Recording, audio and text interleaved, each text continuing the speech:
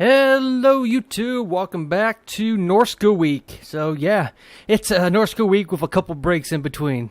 Sorry, I had some school stuff going on, guys. Had some good news. Gonna be graduating college this winter, so I only have two more classes, and I'll have my bachelor's degree. So I'm pretty excited. A lot of good things going to be happening in the future. So, yeah, let's go ahead and get back into Norsca week, guys. So, for this build, we are fighting the Tomb Kings. So, against the Tomb Kings, I feel like there's the most reliable lord, the guy that you almost want to always pick, is Throgg. I mean, Tomb Kings rely a lot on their on their large constructs and monsters like that.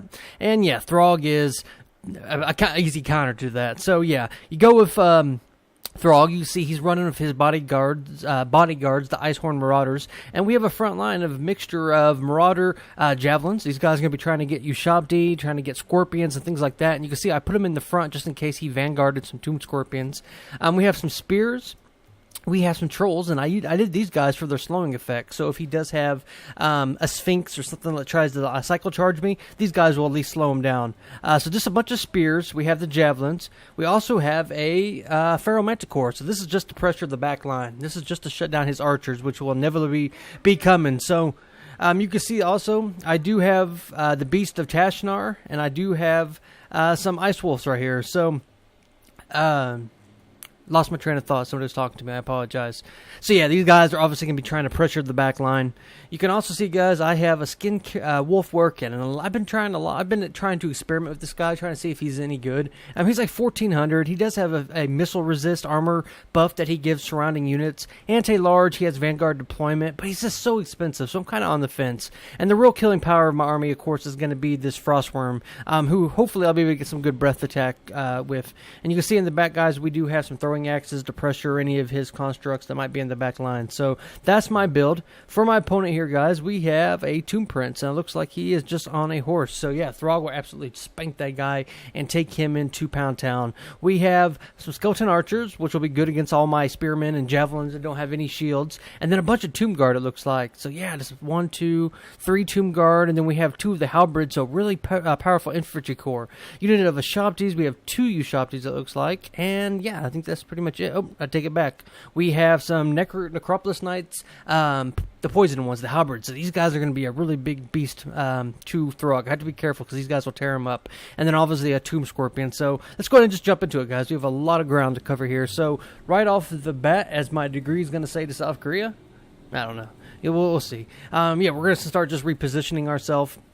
I'm keeping my Javelins in the front. You can see he does have, I forgot to mention, he does have some Chosen of the Gods right here. So a little bit of armor-piercing range right here. These guys have a little bit of a hill, but they should be able to arc over it. So I just got to be kind of careful with my Frostworm and things like that. I don't want them getting sniped because he doesn't have any healing. You can see he is going to do the anti-infantry bonus and start focusing on my Javelins. And you see by putting him in the front, it's kind of forcing him to have to hit these guys instead of my more powerful monsters. So I really like this strategy against the Tomb Kings. You can see we are going to get in range now, and we're going to start getting some volleys off. And these guys obviously have anti-large, and yeah, you can see that's not too bad for one volley. It does a little bit of damage to these guys. These are the Regent of Renown ones. So, and it's also going to force him back. You can see that we're coming all around here. We're trying to get a full surround. You can see my throwing axes here on the back too, and they're going to be trying to get these Necropolis Knights. You can see we've already done some really good damage. I get a breath attack by the he did hit the Blessed Legion. You can see, let me slow it down here for a second. I did get a breath attack onto the Blessed Legion, and it's instantly going to take those guys to about half health, and I'm going to send my Pharaoh Manticore, who is expendable,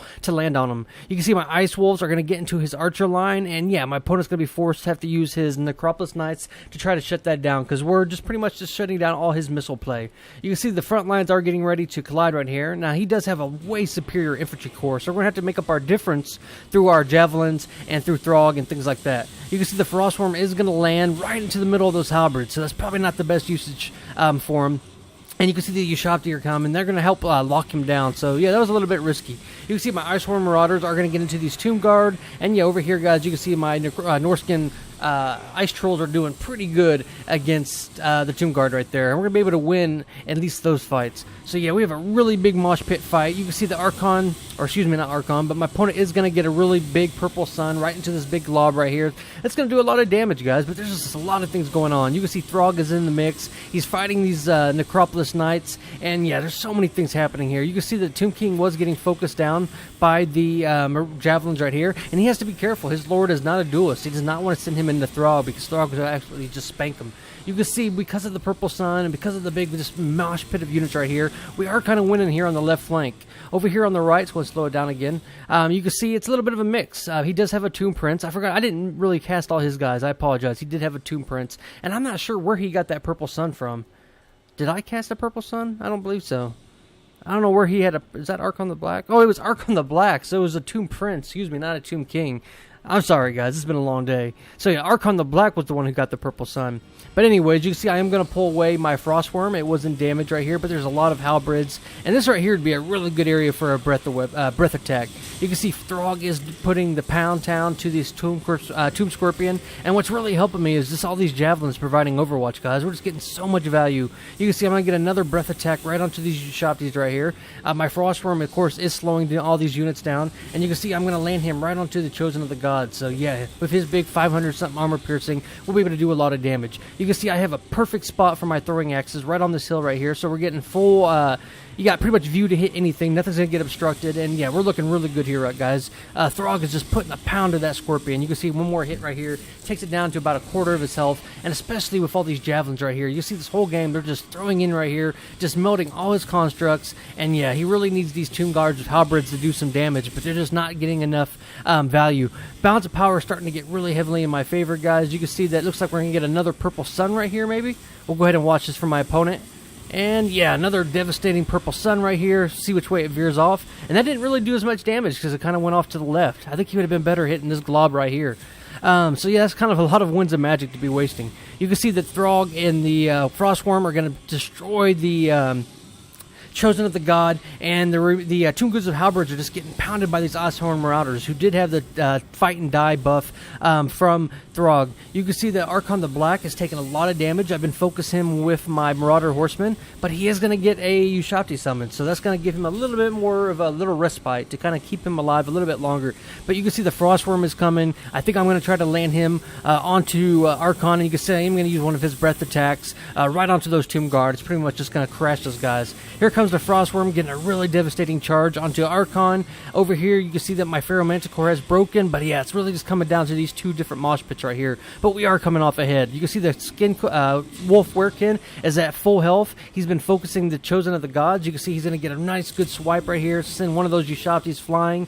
And yeah, so he just has these halberds. He desperately needs to try to get something going. You can see these Ushabtis right here are going to run to try to reinforce, but I just have so much anti-large right here, guys. These two are anti-large beast, and yeah, it's not looking too good for my opponent. You can see I've used up all the ammunition of my javelins, so I'm going to send them into melee right now, and all my opponent really has left is this Tomb Prince, who is fighting the Frostworm, and he is winning, so yeah, that is a good pick. But yeah, my opponent really doesn't have a way to deal with my my werewolf right here, who's going to go in the forest here and try to chase off Arkhan. We don't want him coming back, getting another purple sun off. You can see that Throgg's going to be fighting amongst these Ushabti right here, and Throgg hasn't even hit his healing cap right here, so I'm in no immediate danger. You can see I do get my Frostworm back into the air right here. I'm just going to land on the Tomb Prince. I figured he's totally surrounded. Let's try to melt him. And you can see the Arkhan the Black did kind of juke and jive, and he dodged my my Skin Wolf. So yeah, I have a really strong balance of power lead. You can see his units are starting to crumble right here, guys. And yeah, the Tomb Scorpion should break. The Tomb Prince is going to break, and that's going to be a win for the Norscan. So good game to my opponent. We'll go ahead and look at the in-screen breakdown and talk about some of the keys for my success. And so many things happened right that game, guys. But I think the real killing power was these javelins. He didn't have any units to really pressure them, and they just melted all his constructs quickly. You saw it. Also, the Frostworm I got some pretty good breath attacks. It was able to pressure his Ushabti great bows. The Hounds were able to shut down his archers, and things just, I mean, it was a really good synergy. And the throwing axes obviously were in the back, hitting his halberds right here, keeping those guys from hitting Throgg and stuff like that. So I'm still on the fence about the Skin Wolf Werkin. I mean, the last two games that I've showed him, I've won the game, so he might be worth it. I think he's kind of a niche pick. You have to be kind of selective about where you bring him in. As for my opponent right here, this was a really good build. He had some really good purple suns. You can see 110 kills right here, but he just needed some backline harass. He needed some carrion or something that could shut down my javelin. So, all right, guys, it's Atticus. I hope you enjoyed that. That's Norscan Week Game 2, and I'll see you on the next one. Bye-bye now.